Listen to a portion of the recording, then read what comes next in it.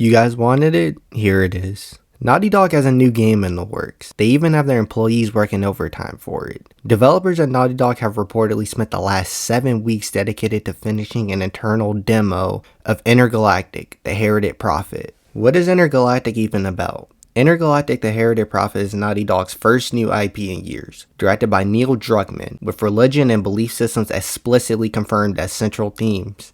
It's a space sci-fi action adventure about a lone bounty hunter named Jordan A. Noon, stranded on a planet called Semperia that no one's escaped in centuries. The aesthetic has a retro futurism style mixed in with an isolated survivalist tone. Think harsh alien environments and the lonely cosmic frontier vibe. This game will exclusively be on the PlayStation 5, possibly cross-gen with it being near the PS6 era. It's been in development since 2020. Naughty Dog hasn't announced an official release window yet. It won't be out in 2026, which explains why it didn't appear at the 2025 Game Awards as a showcase title. Reporting from Bloomberg and industry insiders suggests a 2027 launch at the earliest, with many signs pointing to mid-2027 as a target, but this is all speculation. This game is a major pivot from what Naughty Dog usually puts out, rotating from the Uncharted and Last of Us franchises to space sci-fi adventures. But this isn't just any space sci-fi story. The topics the story is going to touch upon heavily are religion, belief systems, and moral authority. As we have seen in the past in their most recent project, Naughty Dog isn't afraid to speak on these subjects, but it tends to not have a positive connotation behind it. In The Last of Us Part 2, there was a religious faction called the Seraphites that was portrayed in a consistently negative, violent, cult-symmetric light. Religion was not central to that world, yet was still framed antagonistically. In Intergalactic, the religion exploration is going to be one that has just evolved for just over 2,000 years. What religion happens to be 2,000 years old? Christianity. It's most likely to be the reference point given its cultural dominance and historical timeline. It's the most globally dominant religion. The AD/BC calendar framework is culturally embedded into society, including the fact that Western storytelling, especially American studios, overwhelmingly defaults to Christian symbolism when referencing religion abstractly. Naughty Dog's previous religion depiction, the Seraphites, drew heavily on Christian adjacent imagery, prophets, scriptures, rituals, asceticism, which means a lifestyle of severe self-discipline and abstinence from worldly pleasures. An example of this is when it was applied that they can't use technology or things that are considered old world, quote unquote. I have it under control. Okay. Grab any supplies you find. We can't touch this stuff. It's old world. You need supplies. We're not out of the woods yet. Pun fucking intended. That's a pun. There's a difference between exploring belief and passing judgment on belief. Given Naughty Dog's recent track record with religious symbolism, it's reasonable for players to be cautious about how faith will be handled when it's especially no longer a background flavor, but as a core theme. When you explore belief, you can ask the question, is belief treated as something that gives people meaning?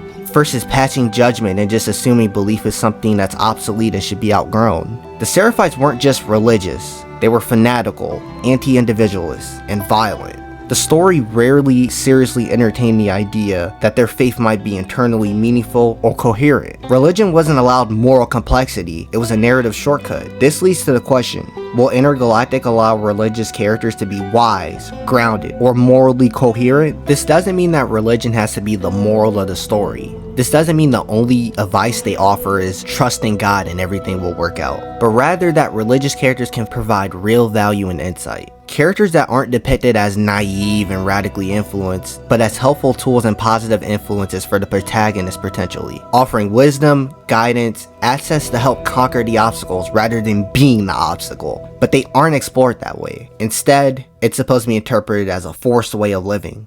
In modern storytelling, this shortcut becomes a rule. Neil Druckmann openly stated that Intergalactic was going to be about what happens when you put your faith in different institutions. This confirms that religion and moral authority are central to the story. And given Naughty Dog's history with religious factions, it's reasonable to question whether faith will be treated with nuance or primarily as a narrative device. This confirms faith will be interrogated, but not necessarily the direction of that interrogation. Since the theme of religion is central, the stakes of the portrayal are much higher. Since moral authority is going to be central to the story, let's explore that implementation. Moral authority is authority premised on principles or fundamental truths, which are independent of written or positive laws.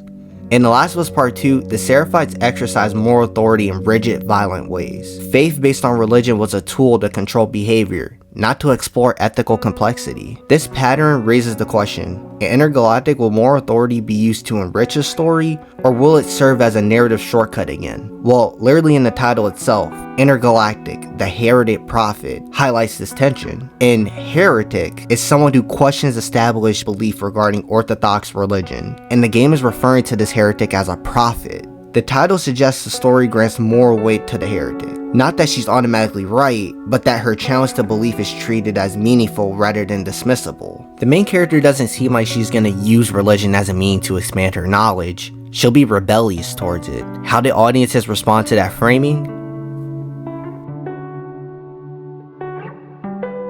Yeah, Naughty Dog had to turn off their comments.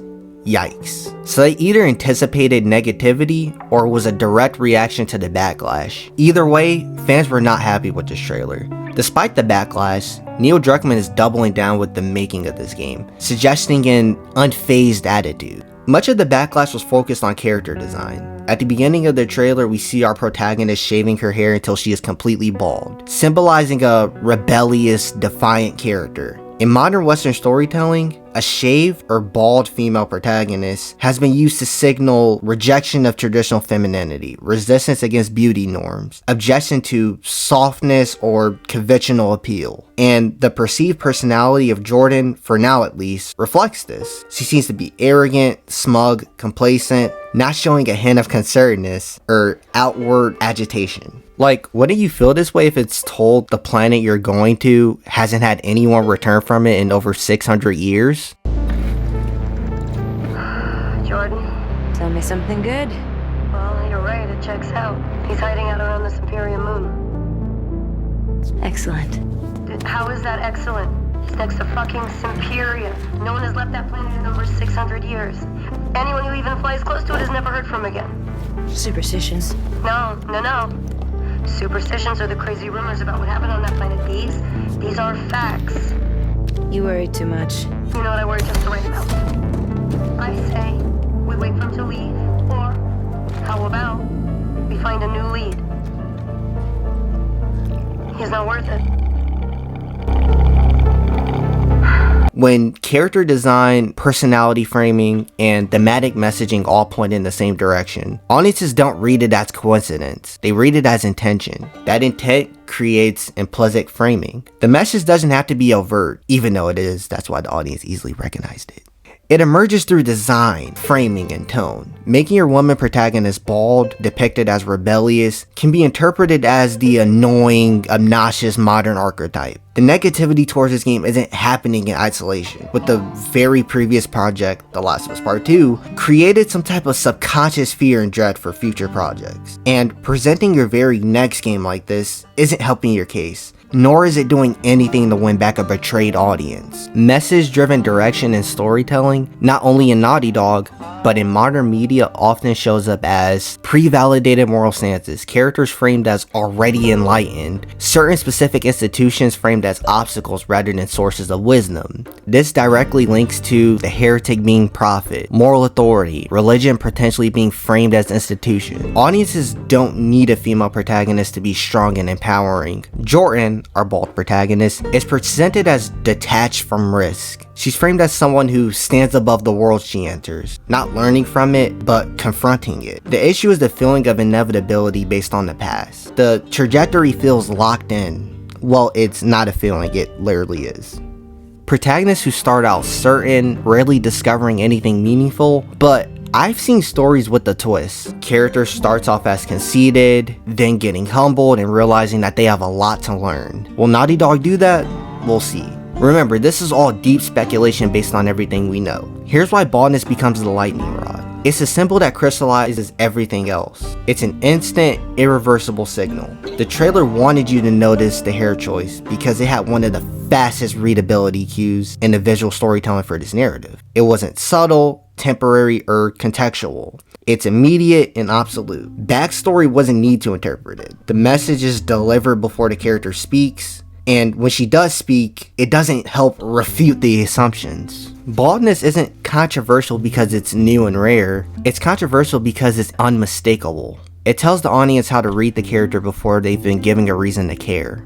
It bundles a certain brand of a don't need approval type of mindset. What do I mean by this? Like I said before, a rebellious, mischievous, defiant posture that feels more like a lecture than a character. The lecture that gives a middle finger to traditional expectations. When those traits appear in the body language and her apparent lack of concern about the mission stakes, it's not just simplified to bald characters suck, quote unquote. It's that the baldness synchronizes too neatly with every other signal the trailer is sending. When audiences see something new, they want to see competence before a confrontation. They want to see capability, then confidence. The shaved head plus smugness composure communicates a I don't need to prove myself, or I'm already above your expectations mindset. When a protagonist is introduced as emotionally unbothered by extraordinary risk, confidence doesn't read as strength, it reads as detachment. Whether fair or not, the shaved head becomes the focal point because it's where aesthetic choice, thematic posture, and cultural context collide in a single frame. Journalists frame this as the vocal minority.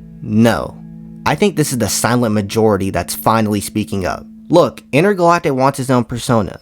It wants to explore certain themes in a different, unique way. Religion and space sci-fi aren't typically two things that mix together. But when you do it in a way that seems resentful and checkbox guidant, that creates a massive rift in storytelling. Presenting your character in a way that seems imperious doesn't help your case. In fact, it hurts it. If characters, especially female, are demonstrated as intelligent but not a know-it-all, lighthearted while still being relatable, humorous but not being annoying or smug, audiences will have a little more leeway towards them. Naughty Dog needs to learn from its past patterns. This goes for the good and the bad. Implement similar components that won your audience over in the first place. Themes that are symmetrical to legacy, loss, and abandonment. Love being your biggest motivator. This doesn't mean the stories have to be repetitive or the same thing every time. Keep in mind, I use the word symmetrical. Symmetry is not identity. If two themes are symmetrical, they aren't the same, just inverse reflections of each other. What's another component used by prior Naughty Dog games? Grounded tradition, lack of progressivism in storytelling, narrative groundedness. Previous titles focused on immersion through relatability, crafting protagonists whose motivations aligned with the player's perspective instead of challenging or alienating them for the sake of a specific vision. Nathan Drake being humorous, explorative, and adventurous, collective-oriented without ever needing to be sorry for it. Joel Miller being covertly caring, protective, a hardened practical survivor, a broken man seeking peace. Joel worked because his rough edges were a balanced response to his pain. He didn't demand approval, he earned it by being humanly flawed rather than ideologically perfect. What is the lesson Naughty Dog refuses to learn? It's that prioritizing message and female strength symbolism over human complexity creates a narrative vacuum. By shielding a protagonist in impenetrable ideological armor, Naughty Dog sacrifices the very vulnerability and moral ambiguity required to explore profound themes. You could strip a character of their fingers or their family to prove a point. But you've already made them narratively rigid and above approval for over 30 hours. You haven't written a tragedy, you just delivered a choreographed lecture. To be clear, I didn't hate Ellie in part 2. I valued her as a deeply flawed, grieving individual. But she represents the breaking point of this archetype. Now, do I want this to be the end of Naughty Dog? No. They've created many titles that I love and cherish today. I want to see good, successful games published. Will this studio do that? We better hope.